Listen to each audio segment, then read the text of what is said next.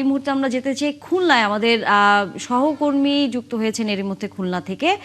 আমরা যেহেতু কিছুক্ষণ আগে সংবাদে বলছিলাম যে খুলনা সিটি মেডিকেল হাসপাতালে আগুনের ঘটনা ঘটেছে এবং 12টি ইউনিট সেখানে কাজ করছে, সেখানকার সর্বশেষ খবরাখবর আমরা একটু জানবো আমাদের সহকর্মীর কাছ থেকে। হ্যাঁ, তানিয়া, আপনাকে ধন্যবাদ। আমি যেখানে দাঁড়িয়ে আছি খুলনা ময়লা প্রকল্প সিটি মেডিকেল কলেজের সামনে। সিটি মেডিকেল কলেজে আমি স্বজনদের সাথে কথা বলেছি। স্বজনরা জানিয়েছেন যে 8টা 10-এ স্বজনদেরকে তারা হাসপাতাল কর্তৃপক্ষ নিচে নামার কথা বলেন এবং স্বজনরা বলেন যে কেন স্বজনদের জানানো হয়েছে যে নিচের তলায় আগুনের সংবাদ শোনা যাচ্ছে এবং অনেক ধোঁয়া দেখা যাচ্ছে। তো আমি আপনাকে জানাতে চাই যে সেই 8টা থেকে এই পর্যন্ত আগুনের ধোঁয়া আমরা দেখতে পাচ্ছি, কিন্তু কোনো এখন পর্যন্ত আগুন দেখতে পারি নাই।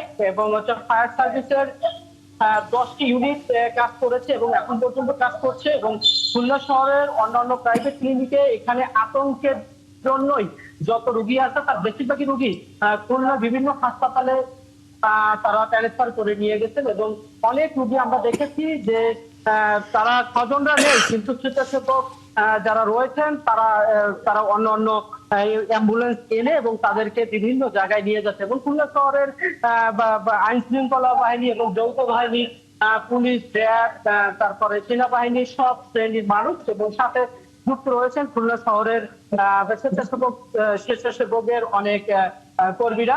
আপনারা দেখতে পাচ্ছেন যে এই কর্মীরা সেই 9টা 8টার পরপর থেকেই তারা আগুন নিবানোর চেষ্টা করছেন এবং বিভিন্ন হসপিটালে রোগীদের পাঠানোর চেষ্টা করছেন।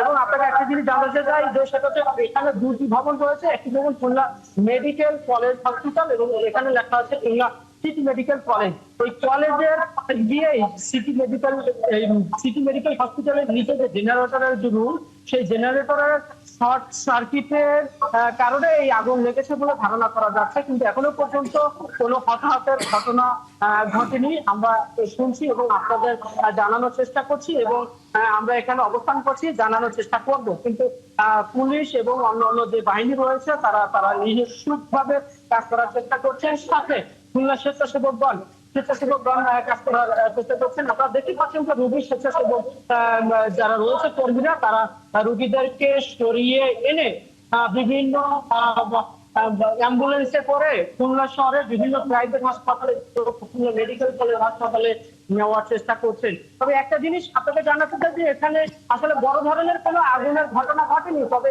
আতঙ্কের জন্যই যারা রোগী রয়েছে তার স্বজনরা নিচে নামিয়ে তারা অন্যথায় নেওয়ার চেষ্টা করছেন। তো আমার কাছে এই ছিল।